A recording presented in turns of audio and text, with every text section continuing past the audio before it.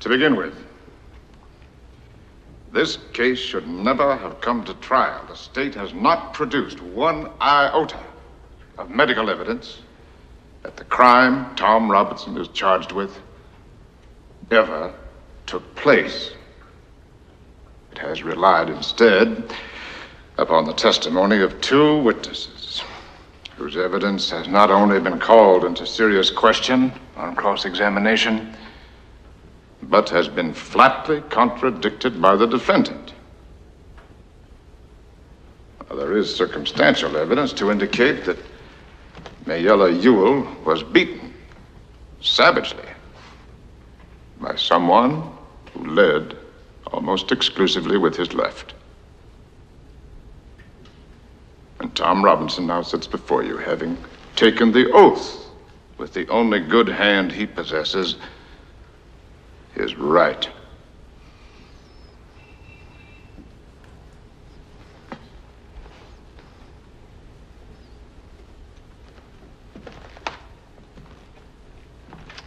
I have nothing but pity in my heart for the chief witness for the state. She is the victim of cruel poverty and ignorance. But my pity does not extend so far as to her putting a man's life at stake, which she has done in an effort to get rid of her own guilt. Now, I say guilt, gentlemen, because it was guilt that motivated her. She's committed no crime. She has merely broken a rigid and time-honored code of our society. A code so severe that whoever breaks it is hounded from our midst, is unfit to live with. She must destroy the evidence of her offense. But what was the evidence of her offense? Tom Robinson, a human being.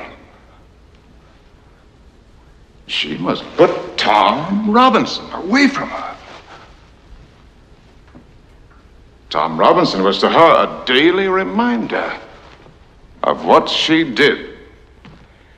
Now, what did she do? She tempted a Negro. She was white, and she tempted a Negro. She did something that in our society is unspeakable. She kissed a black man. Not an old uncle, but a strong, young Negro man. No code mattered to her before she broke it, but it came crashing down on her afterwards.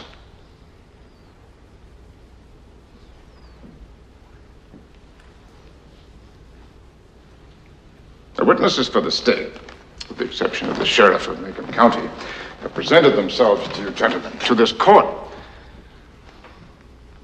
in the cynical confidence that their testimony would not be doubted. Confident that you gentlemen would go along with them on the assumption, the evil assumption, that all Negroes lie, all Negroes are basically immoral beings, all Negro men are not to be trusted around our women. An assumption that one associates with minds of their caliber, and which is in itself, gentlemen, a lie, which I do not need to point out to you.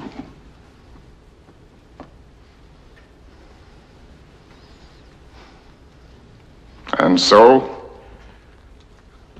a quiet, humble, respectable Negro who has had the unmitigated temerity to feel sorry for a white woman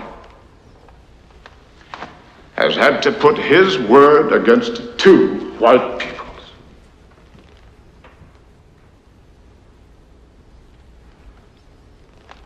the defendant is not guilty. But somebody in this courtroom is. Now, gentlemen,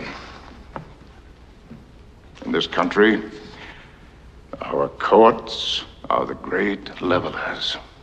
In our courts, all men are created equal. I'm no idealist to believe firmly in the integrity of our courts and of our jury system.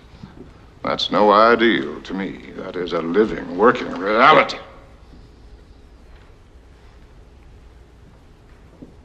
Now, I am confident that you gentlemen will review, without passion, the evidence that you have heard,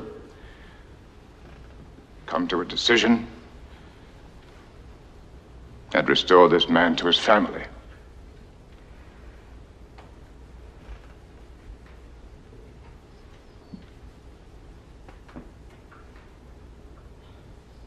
In the name of God, do your duty.